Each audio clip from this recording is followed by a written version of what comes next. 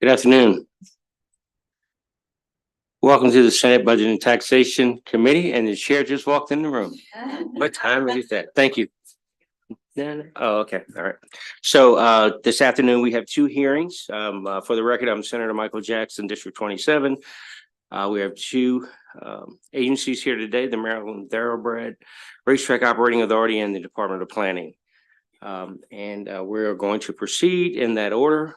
So we could have Mr. Patrick Frank, our budget analyst, come up to give us the analysis.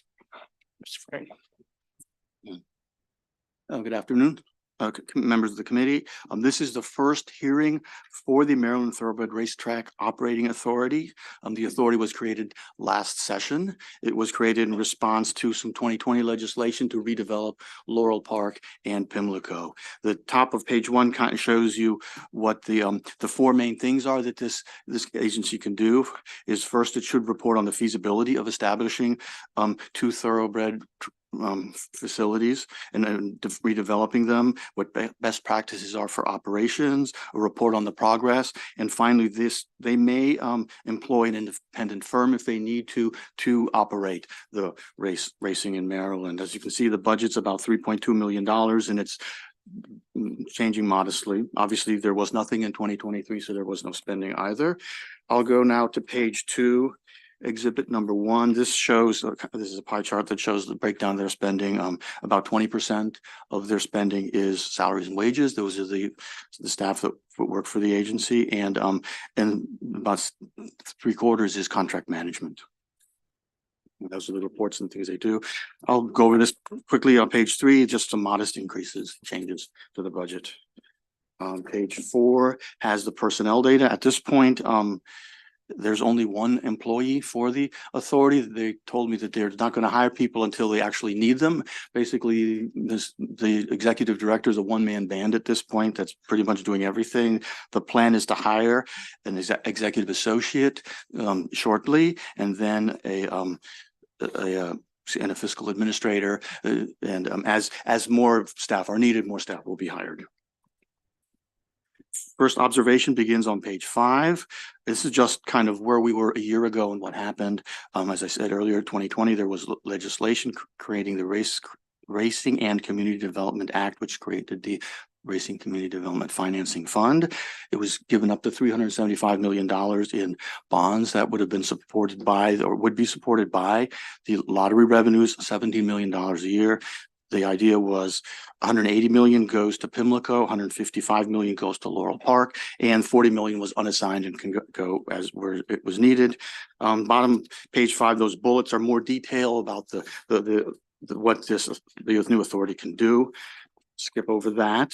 Page 6, there's a paragraph about the financing. It kind of says what I just said now, that there's 17 million coming each year. And really what this analysis is, I see this is like the first annual update on what's happening with those $17 million for the budget committees. Beginning on page 6 is the product of this commission. They started working about 6 months ago, and they've commissioned a few reports, and this will kind of go over the broad conclusions from those reports. The first, they were asked how feasible the two are, and there are concerns that are not feasible. And the conclusion is that it's best to go with just one facility in Maryland. The facility they would like to do is what they call their Pimlico Plus plan. That would be the state would then redevelop Pimlico only. It would require purchasing or a training facility that could be used as well. The estimates are, and these are early estimates, are $388 million to $399 million. That does not include the cost of the training facility purchase. The second kind of part to this is the whole idea of a for-profit model. The consensus is that a for-profit model that would not work very well and will not work very well in Maryland. That's the horse breeders, the horsemen, the breeders, and the family that owns have all expressed concerns about that. The authority kind of concluded in their report that creating a nonprofit to run horse racing in Maryland is probably the best way forward. TLS observes that there's $155 million that's dedicated to Pimlico. So at least there will need to be some legislation to amend that if they move forward with this plan. I've asked that they be prepared to talk about their plans, the authority. And then some of the half dozen of issues to consider as this moves forward, begin on page 8. There are many, this is not meant to be an exhaustive list of all of horse racing. This is a very broad topic, but there are some fiscal issues that we think are worth mentioning to the budget committees. First is, it's very difficult to estimate the capital costs, and we've seen some various different estimates now. Until we have more a very clearly defined plan and some design behind us, this number may change again. One thing we should do is that if there's a purchase with the purchasing of the training facility, and also there's some money that was given for housing, we want to make sure that they have their own procurement authority, which is probably a good thing since they are a different mission than average state agencies, but we want to make sure they get best value. They have scored various training sites, and there's a lot of information there. And third issue has to do with the customer base, which you can see on page 9, exhibit 3. There has been a decline over the years in that. This is a new facility is being built for customers, for people to be at the horse racing. We would encourage them to come up with plans to reverse that trend. We are aware that the facilities are very old. That's the reason they were given funds to redevelop them, and that may be part of this issue here. On page 10, exhibit number 4, this is a map that shows how long it takes to get to Pimlico. In the middle of your map over the A in Baltimore is where Pimlico is located. What the red lines are, anything within the red lines is about a 30-minute drive on average. So depending on time of day, that can be a little more, a little less. And the black lines are about an hour's drive from Pimlico. So that's your kind of, we would think, obviously Preakness is an event and people are going to come from all over the place. But if you're going to have 140, 160 racing days, this audience needs to be involved with it. The population in those areas, about 1.4 million, a little over that are within the 30 minutes, and about 4.4 million are in the black. Another issue is gambling. Is competing with and other gaming is competing with horse racing too for attendance. And finally, the state with this model will own the facility, will hire a nonprofit to run it. The questions are, how is this going to be more effectively managed and stuff so that there won't be operating subsidies in the future. Page 11, our recommendation is to concur with the allowance. And with that, I'll conclude my remarks and take questions. Thank you, Mr. Thank you very much, Mr. Frank, for your thorough analysis, and I will defer to the chair if you have any questions or comments to this point.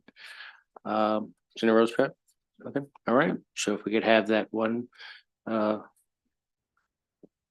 executive director to come up.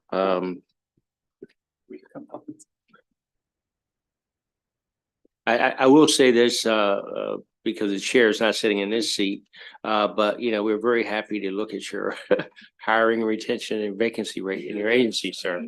So you know, well, I'm the chair. Here's our executive director. But I mean, so I think, you know, so it's with every agency that comes before us, you know, we kind of look at their retention rate and hiring and vacancy rates and all that. So a little joke on the one person. We hope that we keep him for a very long time. Yeah, so absolutely. Gotcha. So proceed when you're ready. Thank you. All right. My name's Greg Cross. With me is our chair, Mark Brody. Our AG, Eric London, is with us as well. Madam Chair, members of the committee, thank you for your time. I've got a very short statement, and then I'll be happy to answer any questions that you have. The MTRA, we call it the MTROA, has reviewed the analysis and recommendations of the Department of Legislative Services in preparation for the budget hearing. We thank Mr. Frank for his guidance and careful analysis. We're one of the newest public agencies. We've only been around for about 6 months, but we're tasked with a big charge. We were tasked with essentially returning the state of Maryland to a best-in-class horse racing operation.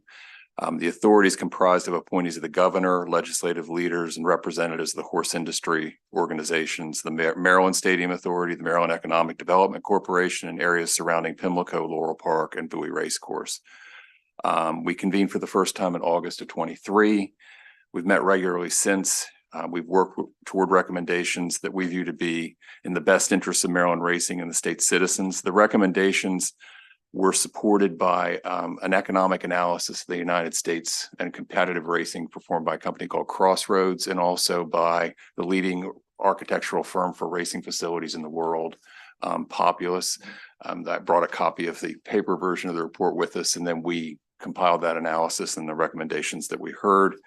As required by the General Assembly, we released our report in January of this year, providing an update on progress for Pimlico and Laurel Park, as Mr. Frank discussed, the feasibility of a new and replacement thoroughbred training facility, and a review of best practices of thoroughbred operating models from that operating study that we did. I want to be clear, our recommendations will be the subject of, if we're successful in negotiating a final agreement with the current owners, will be the subject of a separate bill and a separate hearing and much more detailed discussions.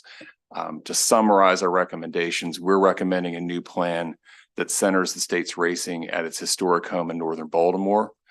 Under the proposal, which is not yet before which is I'm just said, the Pimlico property will be completely redeveloped and would include parcels that will allow for a new hotel, garage, and approximately 6 acres of development parcels around the site.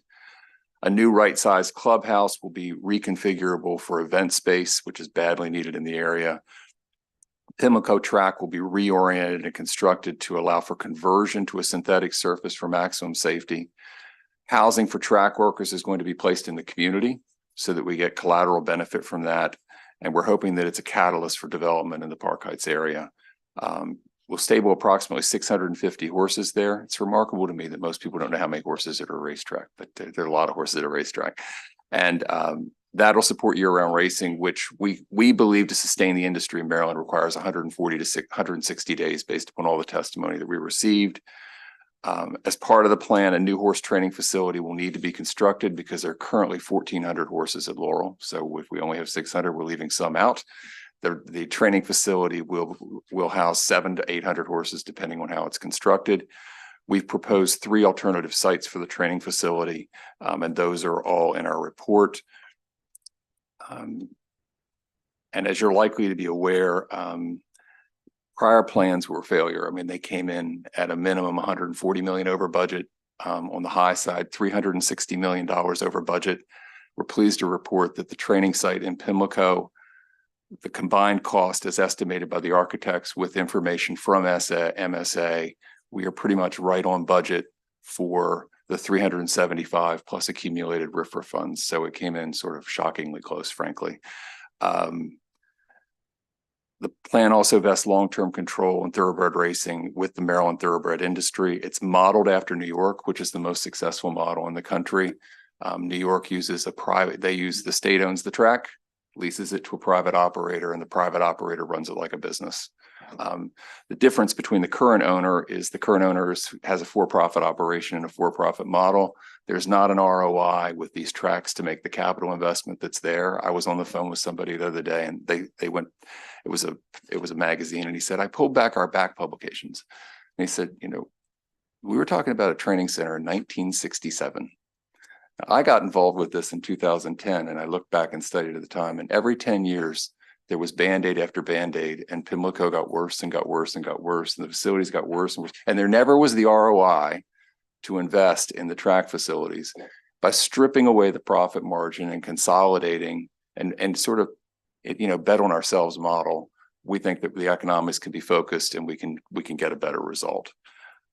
So with that, I'm open for any questions that you may have.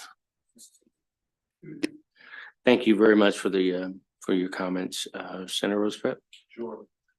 I appreciate that overview on the economics of it. I have witnessed the exact catastrophe that you described, Maryland racing over the time I've been in the legislature. And I'm not an expert, and I used to represent the Laurel racetrack for a number of years, but not Pimlico. And looking at your attendance, the attendance chart in the analysis, I mean, I didn't know those numbers, but it's consistent with my impressions. I sort of get it, what you're saying about there's a model that works in New York. But given the overall changes in the marketplace for gambling, which is the big issue, I think. Fewer people want to go to racetracks and watch horses run, and more people, I mean, now we're talking about moving to, you can do everything on your phone. Give me why you believe that this can work. So two things. First, the fact that it used to be you had to be there to bet. Now you don't have to be there to bet, right? So handle is actually up. The attendance numbers are misleading. So handle is actually up over, I think it's a 10-year period. Second thing is attendance at boutique meets around the country is wildly successful. So Saratoga's sold out. Right. Kentucky Downs sells out. Right. We need to do something that's more along those models. We also need to, which is called out in the report, partner with the neighboring states so we're not necessarily competing at ourselves and having having Virginia, Delaware, Maryland all run on the same night. So if we can reach and we should be able to do that. We'll be able to maximize the number of people who are coming, but nobody's going to come to Pimlico now. They have no kitchen. You can't get a hot dog. Right. No, actually, the first day they didn't even have chairs out this year. So, I mean, there's no elevator to get upstairs. It is just a relic. And, you know, when we build a new facility and when we properly market it and when we actually align the race dates, we should be able to increase the attendance. But, you know, the point that I want to make in response to your question is the Horse Council does an economic study of the industry. Mm-hmm. The number of people with the track don't reflect the economic impact. This is a $2.9 billion economic impact. There are 28,000 employees that are tied to the horse industry. So the number of people who show up at Pimlico don't mean the number of dollars to the state necessarily. And we need to make it sexy again. Like it needs to be in a place you want to go out on for a night out. You know what, let's go to the track and we can watch the horses and we'll make a facility that's much more attractive to do that. But given, I don't know the numbers, but given the fact that the handle's been growing, the attendance has been shrinking, why invest in the attendance? So we're investing in two things. So the plan that's proposed is to create a structure that's essentially in two parts. One that's a much smaller day-to-day part, which will cost much less to run, that would have a sports book, have dining facilities, and watch the races, because you're still going to be running the races. The second is essentially a dual-purpose facility to host the Preakness, because you need a much bigger space for that. But then it converts completely into a 1,000-seat venue space, which Baltimore City really doesn't have. That can then attract it. We can actually use that as marketing, so it serves two needs. But we're doing exactly what Belmont's doing. We're scaling back the size of Pimlico by 60%, something on that order. They're doing exactly the same thing at Belmont. They're making actually a much more substantial investment at Belmont. They're putting in $550 million. Churchill Downs right now is putting in $250 million. We definitely need to reposition the industry for the next 100 years, but for exactly the reasons that you're pointing out. I mean, it needs to not be what it was and be what it's going to be. And are the models in New York, are these proposed models that they haven't executed on, or are they models they actually have executed on? Belmont's under construction.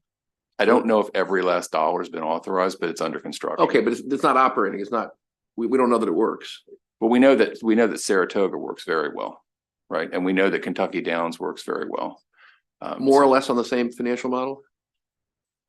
In terms of scale of investment, revenue streams. I can't speak to the investment that's made at Saratoga. I can speak to what is going into Belmont, which is $550 million, basically they're going to center racing at Belmont Park other than the meet that's at Saratoga.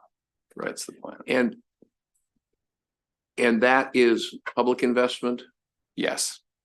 And the others are public investment? All these are public investments? New York is definitely public investment. In Kentucky, they have the benefit of historical gaming, which is essentially instead of having casinos, they've got that's their slots, historical horse racing. And so that the legislature is dedicated over to the horse industry in large measure. And that's making them wildly popular, or wildly profitable. And how much of the revenue do you project to come from non-racing use of the facility? We don't have those numbers yet. When we come back, we'll have better numbers. We've been working on pro formas for taking over the industry on January 1. We've been working on construction numbers and what we can expect off the Preakness. And then that is all going to be, we're not going to be asking the state for any operating money. That's not part of this. We will stand on our own 4 legs, I think is our own quote for the operations. And we will hit we will hit the numbers that were previously authorized, within a matter of 5% maybe. So we're not. Well, if you don't have the model, how do you know you're gonna hit the? Well, we do have operational, we have very good insight as to what the operational costs are of the 2 facilities. Every year, the current owner sits down with the Horseman, does an allocation of costs. The Horsemen contribute to those operating costs. Right.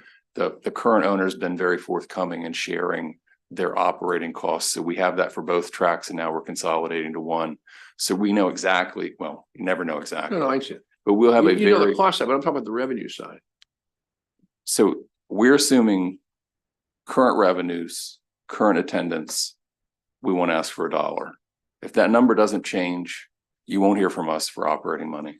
And that does not count additional revenue from non-horse racing use of. Correct. That'll be on top. Okay. When are you going to have those? The market on the piece that is the additional space and the rentals, I don't know if we'll have that. I don't know if we'll have that in the near term, because it's always been viewed as additive. We viewed that as something that would be extra, not something we're going to depend on. And where would, okay, look, I'm trying to get the big picture here. So maybe just give me the numbers that you have. So what's the assuming you do all this investment, what's the annual gross revenue? I don't have the gross revenue. I've been focusing on the delta. The delta is about $6 million. So the delta, they've been losing approximately $6 million is what we forecast On the 2 tracks. And you're saying that your plan would make that up? Yes. And when we propose the plan, we'll have a detailed pro forma. And when are you going to be proposing the plan? The working understanding with leadership is that we have to finalize the discussions with Stronach by March 1. So we'll have it. Okay. So it's like in a couple of weeks. Yeah. No, I'm not. No, we're going to have it. You're going to have everything in front of you this session. Okay. It's not, I just am not in a position to give you All that right. yet. Okay. Thank you. Thank you, Mr. Chairman. Great questions. It's good to know.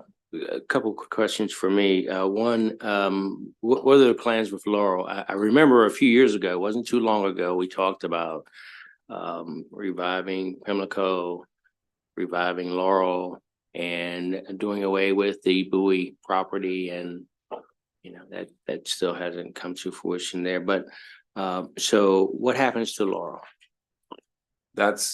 So for 3 years, it'll be used as a transition facility to allow us to rebuild Pimlico. One of the problems before was you were going back and forth between the facilities and you didn't have a transition facility. After that, it's the current owner plans to either sell it or redevelop it, and it'll be up to them. It will no longer be a horse facility. So for 3 years, is there an opportunity, or is there a planned opportunity during those 3 years to use it for other than racing? So it's no racing today, but you can go there and you can actually play for games. For 3 years, all racing will be at Laurel. Okay. Except for the Preakness, and for 1 or 2 years, the Preakness will be at Laurel. And the training for the, what would you say, roughly 100, 700 to 800 horses down there? There are 1,400 horses at 1,400 Laurel. at Laurel. And you're looking for 700 to 800. And we'll put the rest at the training site. Okay. All right. Which, Go ahead. yeah, no, which will be in proximity. I mean, we suggested 3. One's Bowie, one is Shamrock Farm, which is 20 minutes from Pimlico, and one is Mitchell Farm in Hartford County. You said Bowie?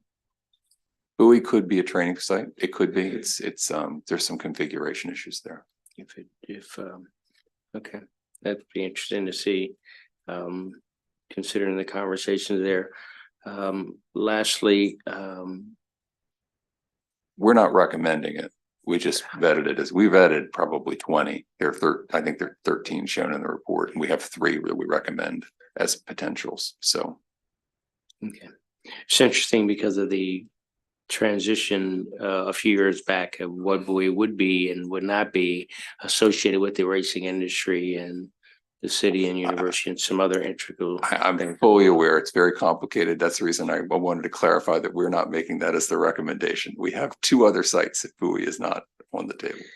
Got you. So The last question I have right now is, because I look forward to the report, I'm gonna I just leaned over to Mr. Frank to ask for a copy of the document that you have. I'll get you one. Yes, and he's assured us that we can get it. A small committee would certainly like to peruse it. So tell us about the partners that are involved in this, as you're moving forward, and how this plan, I know you're gonna get in more by March 1st, but we're here today. So we've gone from 3 to 2, and now we're talking about one facility in the state.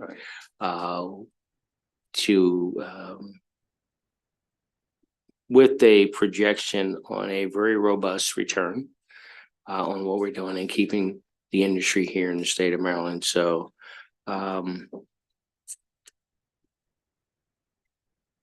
So the Stadium Authority will oversee construction.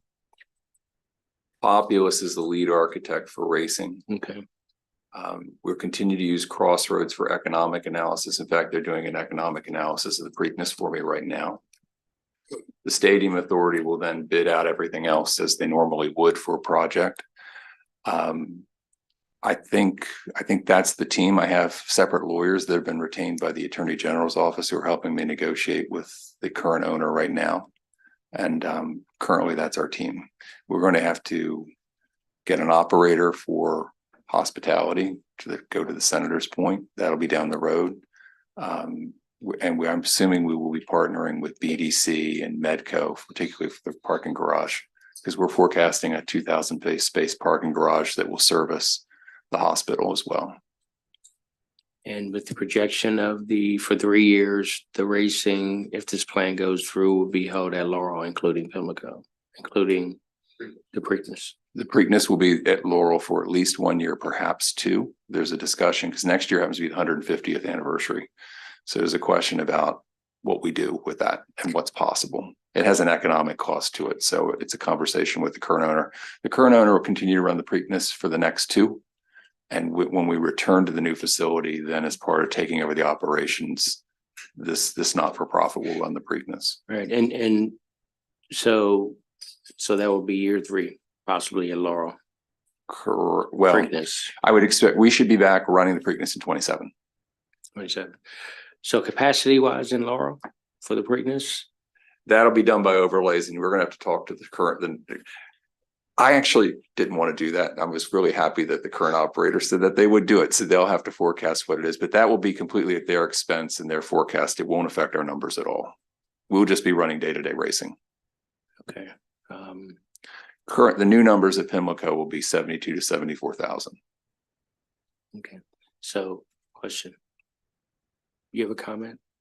Yeah, someone who was born and raised in that area, Sinai. I think it's a great opportunity for investment in the community. I think it's great for all of the individuals in the industry. Generally, everyone's really excited about the possibility of improving on a really strong model, so that their investments are met by investments from the state to improve on the industry overall. So people are excited. I mean, if this is your bread and butter in your life, you want to know that the state has a plan, and there has not been one, and we're under budget and in a really good place. So I'm excited. Well, I appreciate that. And I know, again, we went from, I was on the House side when when the arrangement was made, Pimlico, Laurel, and Bowie's out. And so, interested to see, as the days, because we're down the days since the report's due, or by March 1st, how we're going to get to that point, or at least to take a look at this particular proposal to have one entity, because there were plans that were made in other jurisdictions to prepare for the Laurel piece. So appreciate it. Wanted to close out with something? No, Oh, I'm yeah, sorry. I'll be happy to get you a copy of the report. Our report's fairly detailed, although it's what we have to do is finalize our agreement with the current operator, and then we can get into specifying numbers and costs. It's always good to have budget hearings, particularly the first of the first, right? That's right. Senator Rosecrip. And talking about ones we don't even have in front of you, yes. Right. So interesting. What was your question, sir? Thank you. Well, I got a couple more that just occurred to me listening to this. So one is, assuming your model works and the business is not losing $6 million a year, What happens when it makes 6 million, when it makes a net profit? Where does the money go? Gets reinvested in the industry or held for a rainy day. And we'll have control as the authority. So the authority will lease down to the operating entity Mhm. and we'll retain control, quality controls through that lease of the facility to the operating entity. But that's the thing, it won't get swept away from us. It'll get reinvested. That's what they're doing in Kentucky. Like they make more money because they're able to reinvest and have better facilities that draw people I out. understand. I mean, I get the question. Yeah, no, It'd be held by the entity. I got you. Second question is, so under this plan, what happens to Laurel? The current owner can do with it whatever it wants to do. Do we have any idea what that is? I don't have any idea what that is. It'll either be a sale to a third party for some sort of development and it'll be some future, it's not our business. So what we're getting is Pimlico for free out of this model. They're contributing Pimlico to us for free. They're ceding day-to-day racing to Maryland, to this not-for-profit entity. They're turning over all operations and revenues from the Preakness for a license. We're going to license that back. And essentially it's just and they're allowing us to use Laurel as a transition facility for a fee of $1. Well, let's talk about what they're keeping though. So they're keeping Laurel. Correct. They already own Laurel. No, they're keeping it. That's what I mean. Yeah. They're keeping Laurel, do whatever they want with it. And at Pimlico, I'm not clear. They have nothing. They're giving up They're giving to ownership. the state for $1, Right. all of Pimlico. All of Pimlico. And the Preakness, The state, they're allowing, the state will run it. And the state will pay an annual licensing fee for that. so they keep an equity financial interest in the Preakness. Correct. And nothing else. And nothing else. Gotcha. Okay, thank you. Thank you, Mr. Chairman. All right, thank you. Well, Anything else? stay tuned. I don't even know what to ask right now, but we were looking forward to the report. We will I dive can't into. wait to come we- back. The we next will- one's gonna be really live. Well, there will be other members, but there will be, so we will dive into the report and it's interesting. I mean, it doesn't take that long for things to change. And, we have a responsibility to make sure that the jurisdictions that are affected here, state of Maryland to Laurel and Bowie and the city or that everyone understands where we are. That's all. That's what we're trying to get to. And we appreciate your presentation today. Look forward to speaking to you all further as we move forward. So that's Thank it. you. We can conclude. Thank you very much. Thank you. Thank you. Take care. Thank you, Mr. Frank. Our next group, Department of Planning, Ms. Cook, our analyst will.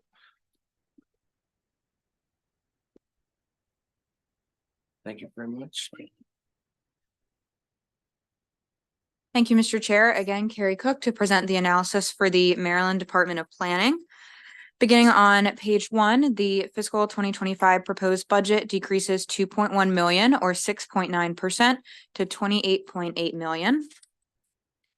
Page 2, implementation of legislative priorities. So these are some updates on what happened with the legislative additions to the budget to planning from last year.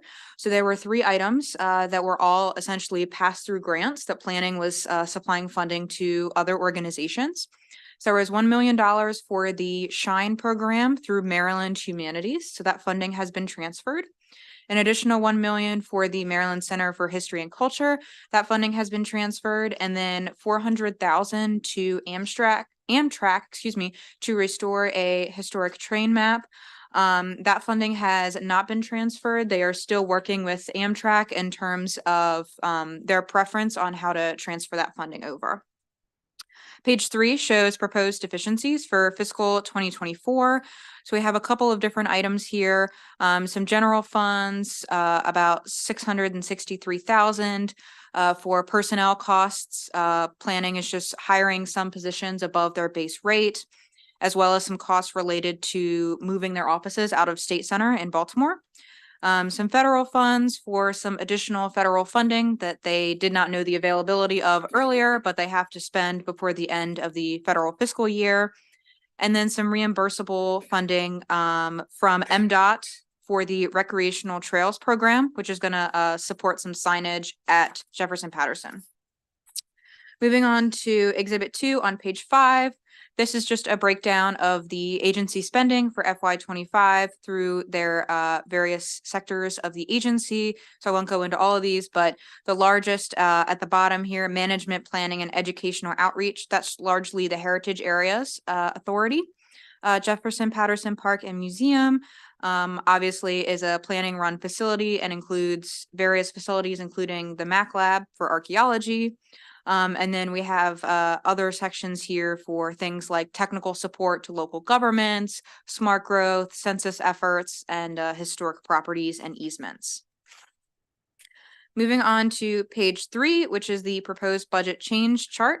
For fiscal 2025, we have an increase of about 1.3 million for personnel. There are some new positions in their budget, which I'll get to in just a moment. Grants decreases by about 3.2 million. So this is offsetting those one-time legislative additions that I just mentioned. And there's also some federal grants that they finished spending down in fiscal 2024 last year. On the next page, page 7, these are some one-time costs associated with Jefferson Patterson capital projects. So just some operating impacts to these projects that were one time either last year or this year. The bottom of page 7 describes a discretionary grant through IIJA that planning submitted on behalf of various agencies. Was not known at the time that this was published, but they were unfortunately not invited to submit the full application for that grant. So that one is not going to go through. Page 8 begins the discussion of the personnel data. So their turnover rate is 4.87%, or excuse me, vacancy rate. And that is down from last year, 5.7%. The new positions that I mentioned earlier, there are 9 new positions. So there are 4 positions that are added to the allowance. So these are accountants, IT programmers, and planners. So most of them are for specific issues. One of them is going to support the expanded collections of the Mac Lab, some technical support for their efforts to continue to digitize grant applications, and some new fiscal procedures required by SB 112. And then they also have 5 contractual conversions. So these are just converting contractual positions to regular positions. These are, really essential duties, pins that they want to keep. So they're just converting so that they can retain those. And then at the bottom of page 8, I just wanted the agency to comment on the vacancies that have been vacant for over 1 year. There are 4 positions.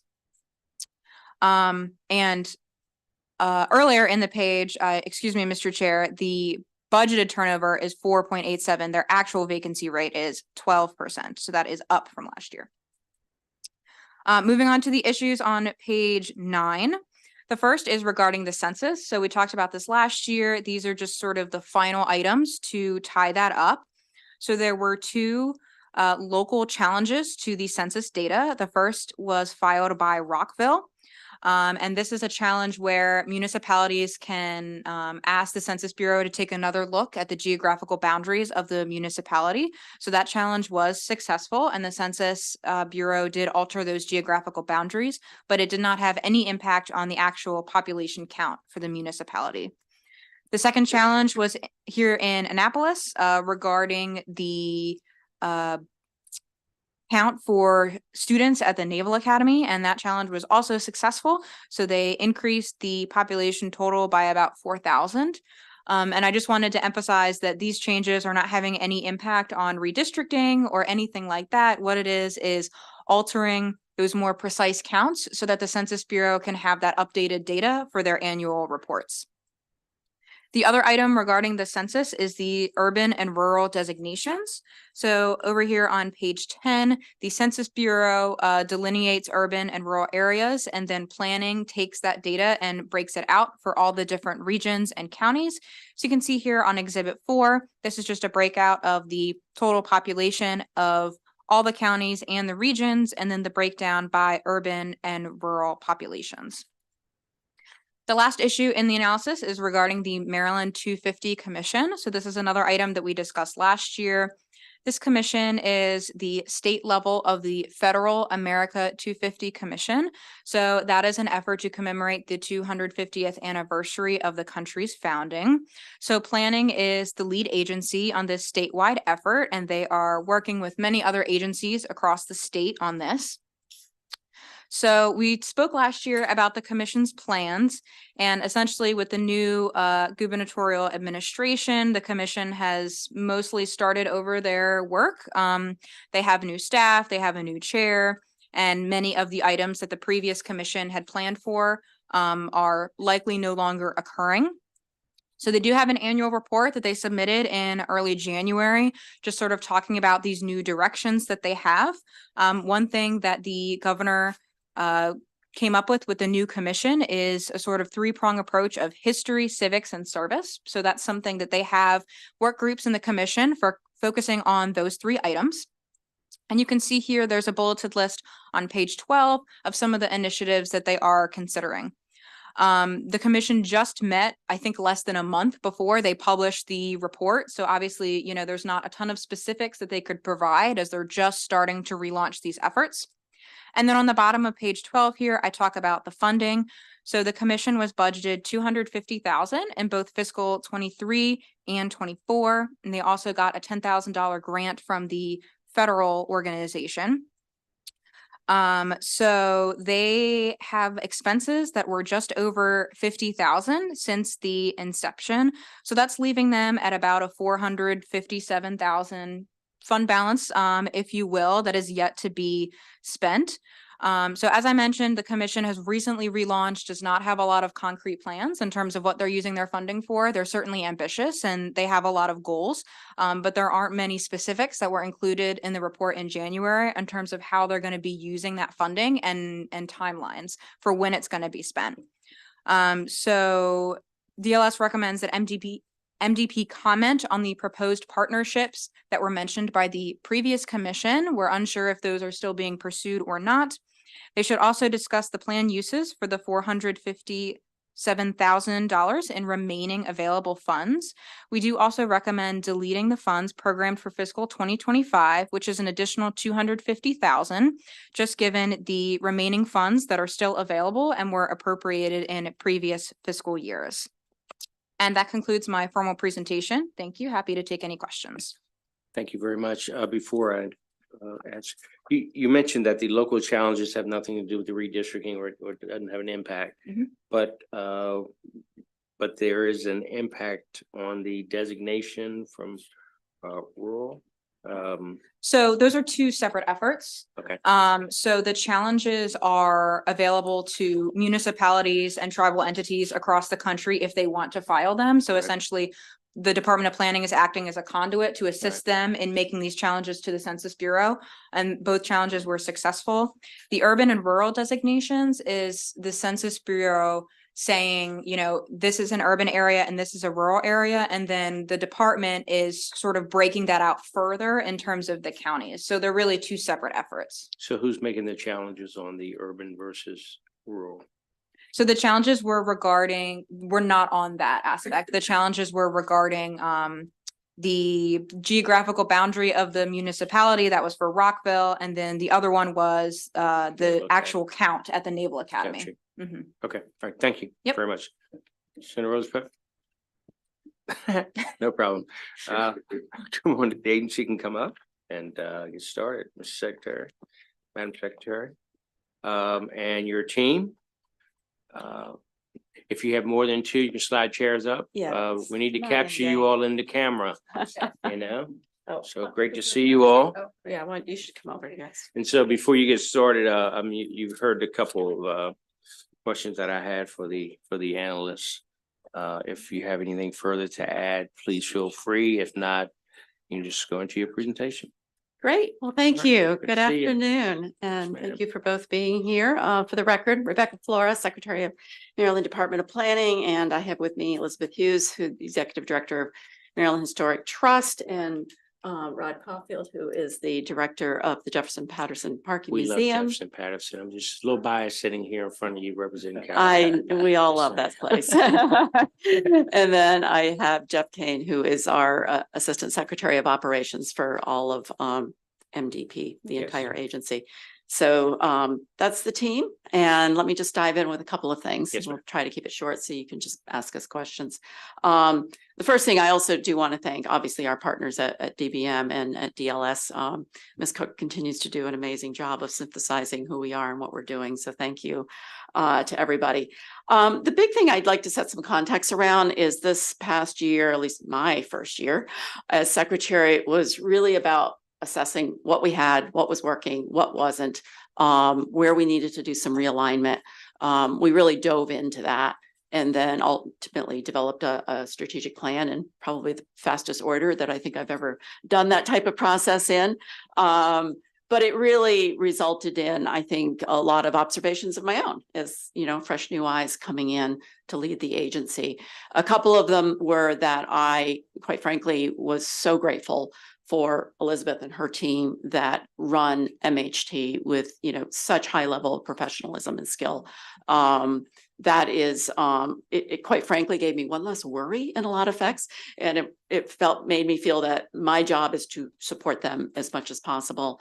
In fact, I'll be down doing a 5K run on Saturday in Calvert County. So, but at the same token, I'm also chair of the Maryland heritage areas. And, I do also take the responsibility of the accountability. So, not only by sitting on those commissions, authorities, sitting on the board of MHT, it gives an opportunity to ensure that we continue to be accountable about that whole aspect of our agency, which is a little misconceiving sometimes when you look at the agency, is that nearly half of us is the whole MHT operation and the grants and the tax credits and everything that runs through that.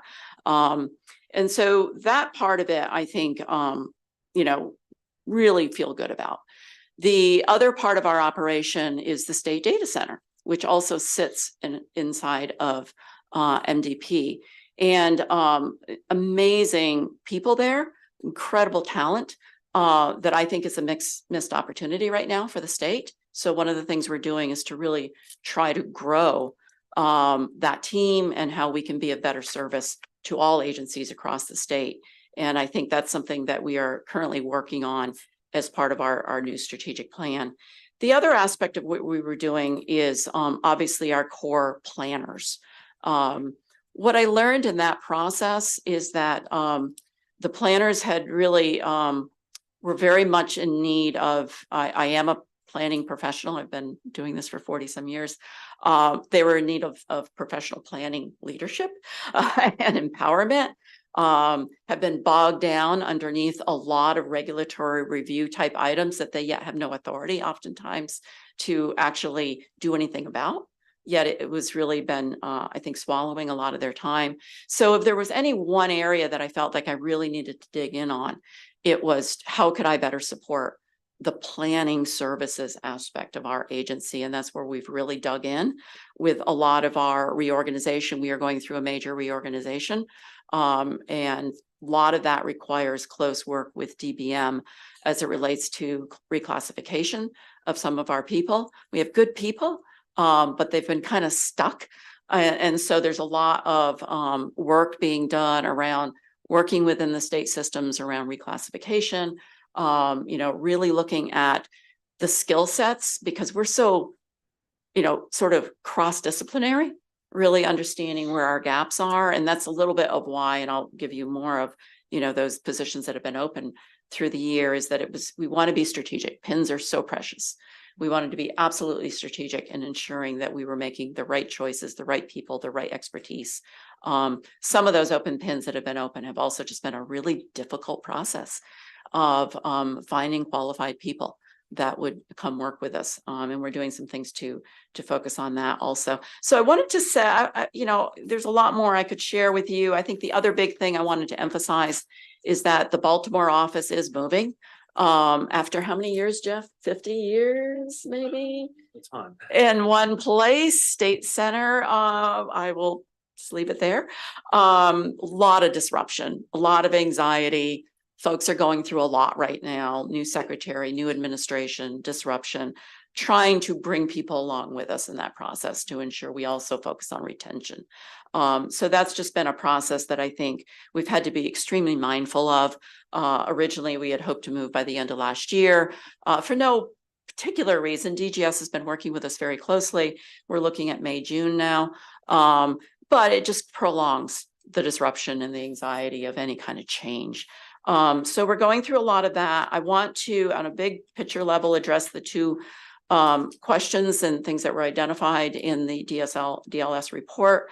I think I kind of alluded to one around the open pins. A lot of it's been this restructuring, the reclassification.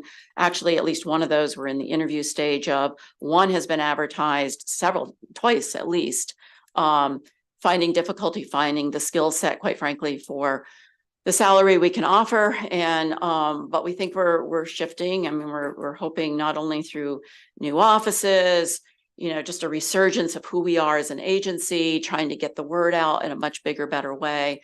We're doing a lot of things to hopefully enhance our ability to attract good people. And then a couple of our other ones that have been open more than a year are reclassifications in terms of getting the right skill sets involved. And so I feel like we're in a really good position at this point. I have no doubt whatsoever we will fill the positions and be able to continue to, I think, grow our overall team. Regarding Maryland 250, I want to touch on that, and then I'm going to lean on Elizabeth to share a little bit more about that. Maryland 250 is probably the thing I got asked most about when I first came on as secretary last year. A lot of concern that had been going nowhere since the original EO. That was another thing to have to dig in on. It was one of the things I dug in on pretty quickly to assess the situation. I learned that the former director didn't even live in the state of Maryland. We had to sort of address that issue. The commission hadn't been actively engaged. We had to address that issue. And ultimately, we held, convened some of the new secretaries that were members and others to determine, should we just simply issue a new EO? And the final conclusion after convening and discussing was yes. Getting a new EO out the door isn't always quick amongst a new administration. So we did make that happen by July 3rd. We were grateful. And one of the big parts of that was to really reframe how we would think about Maryland's 250. And that's why the categories that have come out of that's why we've had to restructure for all the better. I think a lot of people thought of Maryland 250 as a big event. People kept referring to, oh, we're going to have a big 4th of July. I'm like, no. Maryland 250 is a year-long, really, not only kind of honoring who we are in service and where we've been and what we're doing, but partnerships across a different type of partnership. Not the type that were earlier defined. We have not continued any of those earlier partnerships. I'm actually relieved that none of those were committed because we're now in a position to form a new kind of partnerships that's really from the ground up and work with partner organizations that will reflect all of Maryland. And so we've done a lot to sort of totally do a reset.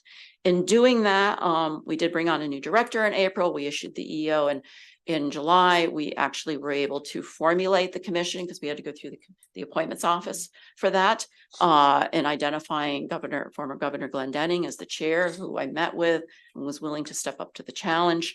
And then they were finally able to hold their first meeting in December. With that, I want to really plead to retain the funds that we have in the fiscal year 25 for a couple of reasons. One, by executive order, this initiative will end at the end of 2027. Why 2027? We want a full year for transition. We want an entire year to ensure that everything we will have accomplished in that entire big year of 2026 is able to fully transition. And we were able to learn from that experience for when Maryland has its big celebration, not that many years ahead. So it's going to come to an end. This is a very short-term project, so to speak. And we will be in a serious cash flow issue if we don't retain that money, because we are just on the verge of starting to put together the programming. Michelle Johnson, who was our new director, brought on in April, has been on the ground everywhere in the state, formulating, kind of working with others to determine, how can we best work with you through fellowships, through service, through mini grants, a variety of things at this point that I will honestly frame as ideas. And we're working through 3 subgroups and working groups to put those ideas into actual full action plans and budgets.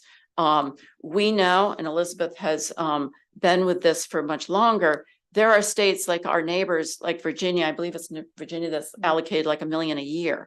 What we have is a drop in the bucket, and we really need what we have to be able to pull this off in a way that's meaningful and lasting and can be built on and transferred in the future. And so that's sort of my personal plea. Originally, Michelle came in reporting to me directly as secretary because I was committed to ensuring we got this off on a good start, restarted with legs under it. And then I asked Elizabeth if she would take over direct supervision of the director and the program. Obviously, I'm on the commission. I'm still very engaged, but for the last few months, once Elizabeth took over, she's really more directly involved with the day-to-day because we wanted to make sure there was plenty of attention given to it. So I hope that gives you a big picture of where we're at, where we've come, where we want to go. We're all here to answer questions. We're very, respectful of your time. So I think Yes. maybe if we just dive into your questions, and everyone is here to help out. Yes, first of all, thank you for the broad perspective, which is something that we needed. Anytime we have a transition between, with the executive branch, it's kind of good to get a fresh start or a sense of where we are starting from. Mhm. Oftentimes we don't. And so the new leadership comes in and we're just placed on hold and we're placed on hold and we're placed on hold. And so that's refreshing to first of all. Secondly, you mentioned, thank you for speaking to the challenge of the positions that have been on hold for a period of time, or depends that haven't been filled. So speak to us about your plan for your vacancies in addition to those. I certainly understand those two. That's one. Second, expand a little more on your partnerships with others, from the commission to, your high schools and your university system and others, because, when we're talking about what you all do, that the entire historical piece and that we had some terrific schools in the system, from our partners with MAC, the community college system, as well as the university system. You have the college, St. Mary's College of Maryland down, where not too far from where Jefferson Patterson is. Speak to that for me as well, because I think those partnerships are what can help us spread the word on what you're doing there and help you find some folks via whether it's fellowships or internships, and eventually those folks hopefully you will pick them up as long-term employees in the near future as you move forward. And lastly, the classification of your folks, right? You talk about your core planners and getting them to do what is necessary versus what they've been doing, because after a while, if we're so shorthanded or if we're not led as, we may think you should be led or should be led. Sometimes we kind of lose focus on while we are there. We don't hone our skill sets or sharpen our skill sets.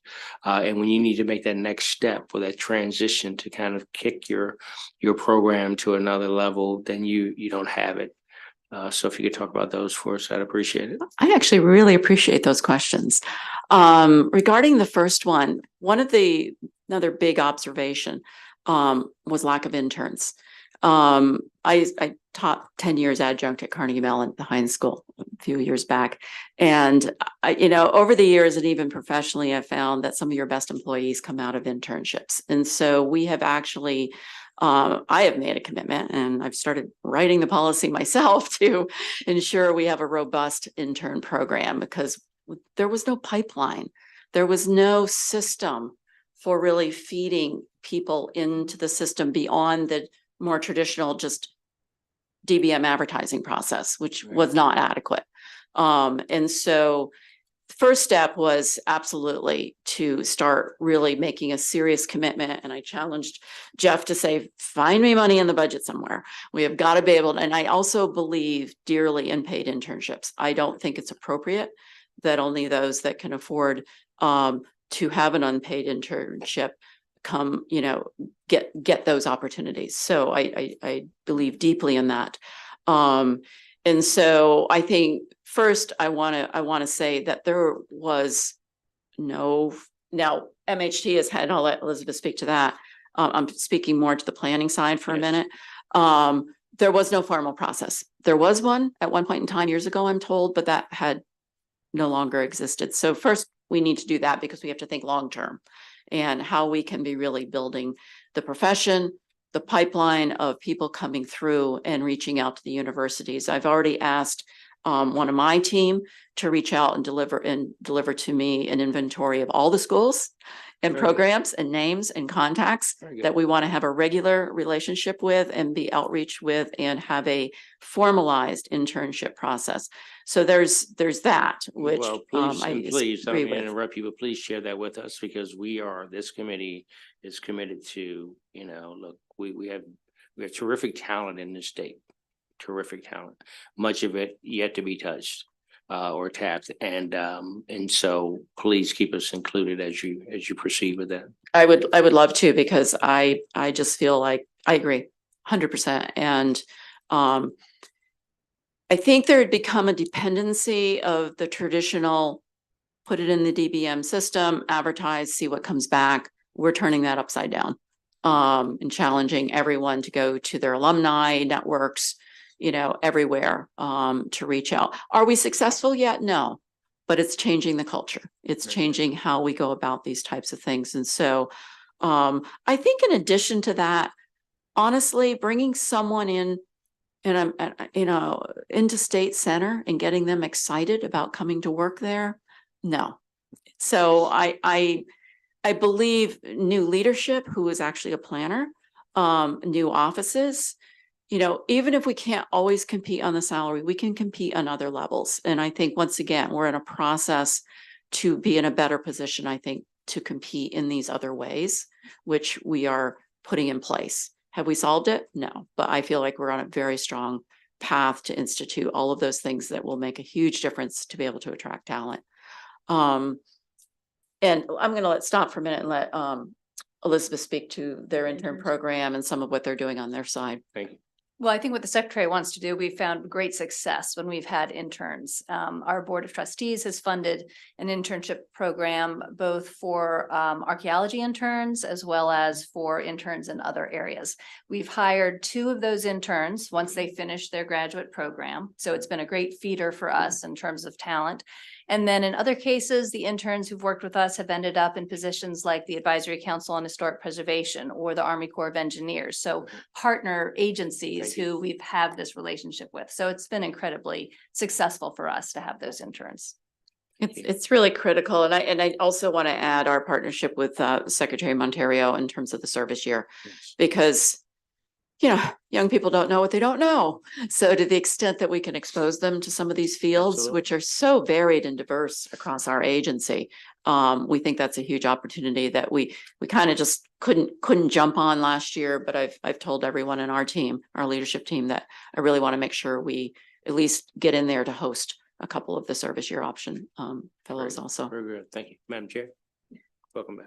Thank you. And I apologize. I had a bill hearing in JPR that ran over. And if I missed this, I apologize. But Ms. Hughes, I know you've been very busy and the secretary on making sure the historic tax credits, residential and commercial, are online instead of paper. Can you give us just a quick update on how that process has gone and what, Sure. if anything, is next? It's gone very well. And so as of the August 31st application deadline for the competitive commercial tax credit, we had stood up the electronic tax credit application using a Microsoft Teams as the mechanism. We were able to develop it at no cost to the state, insofar as we needed to wait until the federal tax credit folks at the National Park Service figured out what they were going to do. So now it's really a seamless experience for the applicant on the commercial side. We developed the residential application subsequently, and we've also had very positive results. There's always going to be some percentage, particularly of the homeowners who are not as computer savvy, but I think the big improvement for the folks is that they're able to submit their photographs electronically. That was a real sticking point. So that's been a huge headache lifted for many, many people. So it's been very positive. Anything left to do on that front, or is it case closed? No, case closed for now. I Okay. think the only thing we'll have to explore is our retention policy and how much space it takes up. But I think we're going to have that figured out soon. I greatly appreciate your focus on it. And I think it's going to improve accessibility and transparency a great deal. Thank you, Mr. Chair. Absolutely, Madam Chair. Senator Roosevelt. Thank you. Couple different topics. One is on the recruitment and staffing issue. So how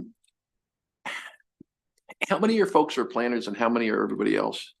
I'm going to refer to Jeff for that because I keep doing the number count. It's interestingly small. How many actual planners? I mean, like traditional planners we have in our team, but just, I know you don't have the exact Ballpark, number, Jeff, ballpark. but ballpark. Yeah, I would say 10 to 15 planners. I know we're in the middle of a reorganization as well. Was the reorganization going to increase the number or decrease the number? Well, right now we're working within the budget we have. But I would say we have 2 new ones coming in this fiscal year 25 budget.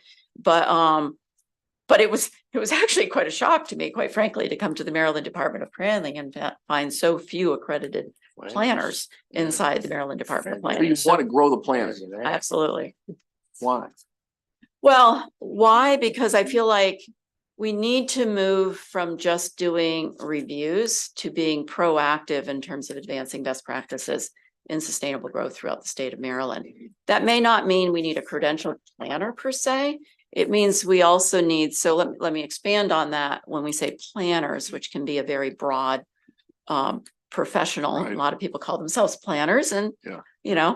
but that also means growing our tools around like GIS analysis, our tools to be more user-friendly, public-facing, so even the smaller, less, counties with less capacity, because we actually end up providing technical assistance in some counties that don't even have a planner.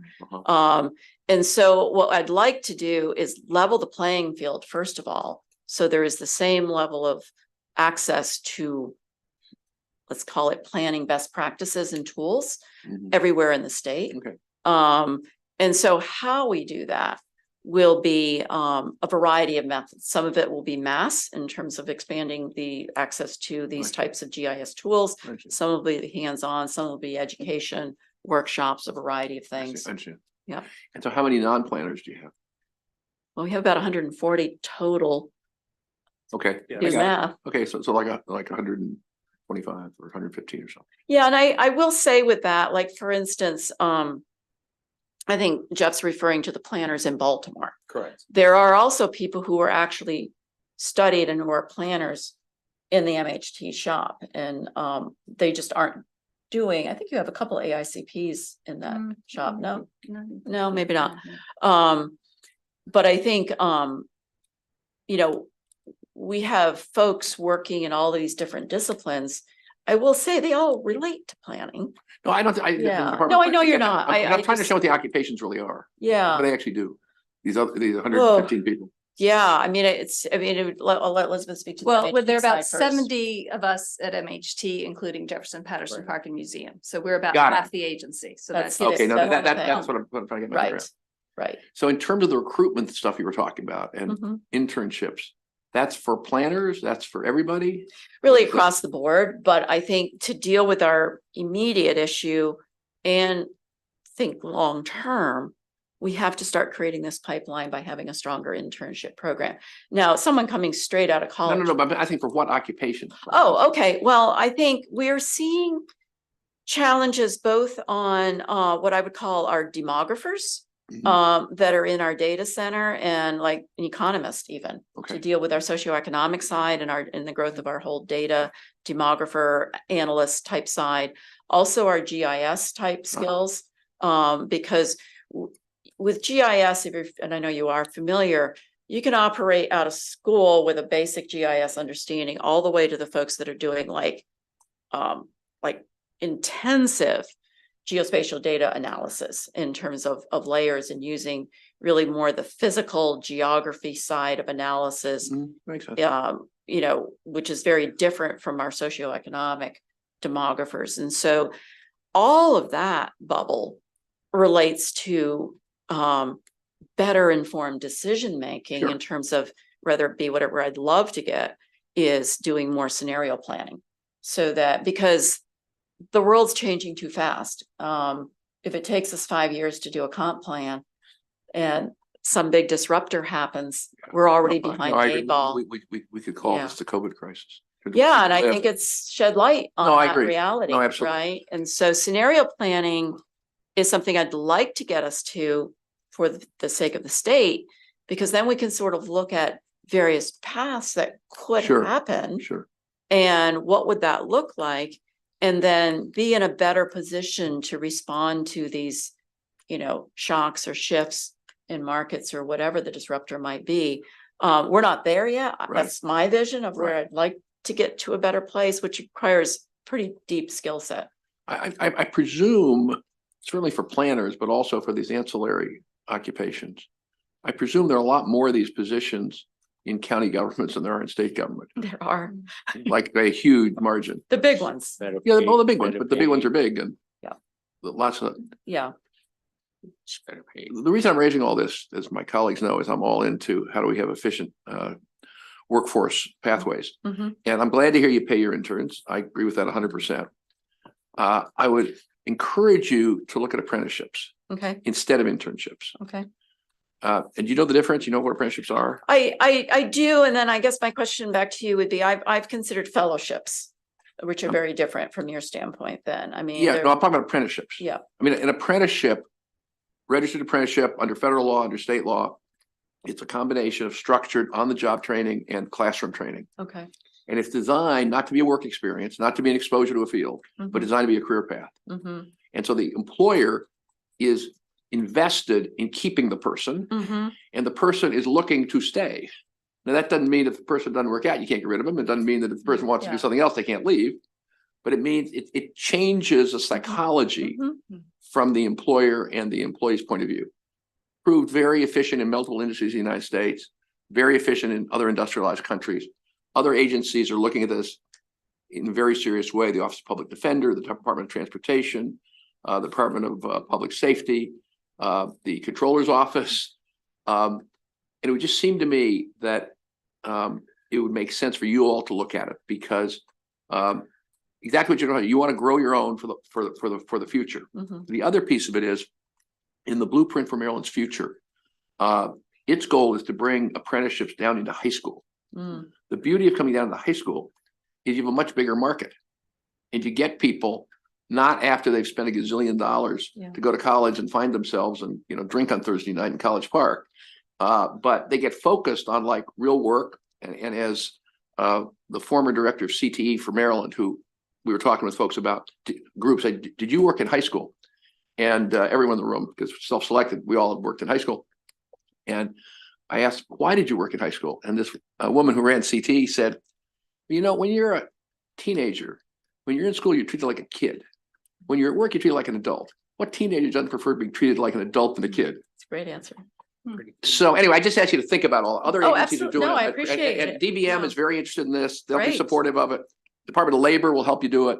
So I I appreciate. love it. thinking I about that. really appreciate that. We'll reach out to the other agencies, because I am such a big proponent of these issues. And if that's a That's great. piece that we could advance, there's so many opportunities, particularly with some of these analysts and other types of areas. And the Department of Labor has grant money right now to help you start it.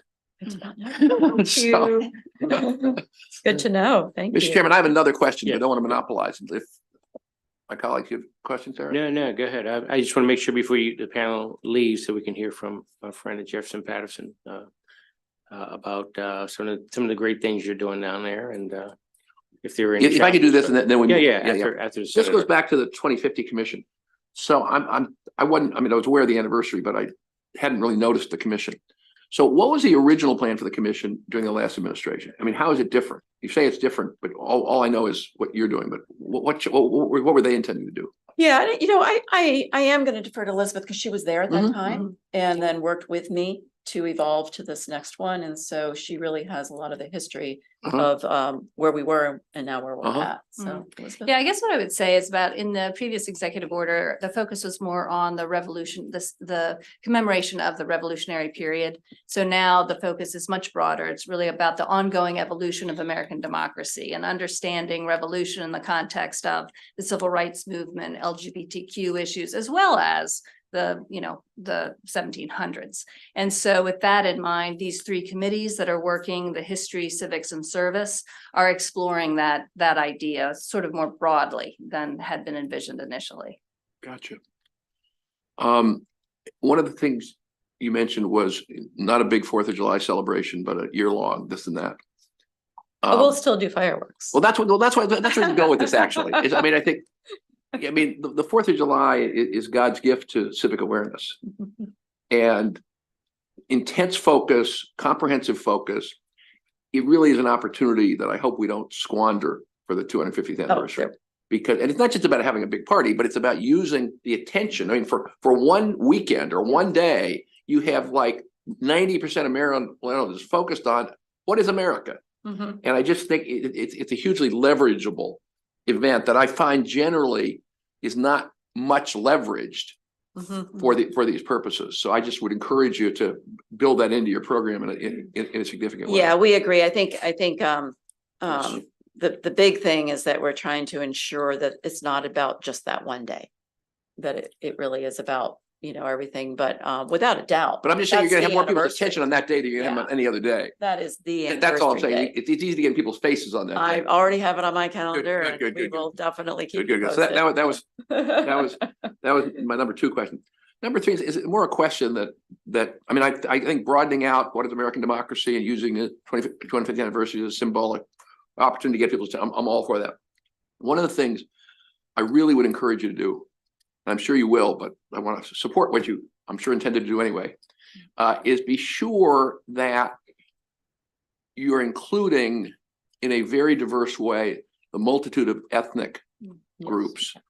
And I say that as an Italian American, because sometimes some of the European ethnic groups don't get the attention that, frankly, reflect the percentage of the population, the role in American history, in Maryland history. The example that I always like to cite is before World War I, there were public schools in Baltimore City that taught in the German language as the first language. And that was wiped out because we got in war with Germany. But that's an example of where I think it's important that in the evolution of American democracy, I mean, the anti-immigrant views of our current situation, there are no new ideas in being against immigrants. Benjamin Franklin was against German immigrants, and the Blaine Amendment was passed to try to reject Catholic immigrants. And so I just hope that you'll be very intentional about being very inclusive as we develop that attention to history. That is a major centerpiece of our work, is that That's great. of inclusivity, but really appreciate your comments on Super. that to ensure that that's all inclusive. Yes. Thank you very much. You're welcome. And before I turn over you, I want to recognize a great friend of mine sitting in the back. I don't know why she sat all the way in the back. Miss Lucille Walker, who was instrumental in ensuring that Southern Maryland received its national designation for historic preservation area. And please. And from the hard work that she does is part of what we talk about, where we have a merit of talent that's out there that's just ripe for the picking. So we're doing a lot of great work together. So let's hear very quickly about Jefferson Patterson Park, because it's one of the favorite places of mine. So, Well, thank you very much for giving me a few moments to talk. So we are amazingly busy at Jefferson Patterson Park and Museum, thanks to the support and efforts of many folks that have been at MHT, MDP, and across the state. I haven't even been there for 2 years, but we're wrapping up a couple of capital projects. that'll really allow us, or wrapping up and starting, that'll really allow us to help preserve Maryland's culture and heritage for many, many decades in the future. The Patterson Center, the Patterson House was one of the major projects that's wrapping up, and we'll be able to start interpretation and operations there later on this year. And that'll be a great opportunity, I think, to look at Maryland's agricultural history over the years and how it's changed. And we're exploring those opportunities. The Maryland Archaeology Conservation Lab is going to have its expansion project starting soon. And I think the artifacts that are there speak directly to some of the comments and curiosities you all have.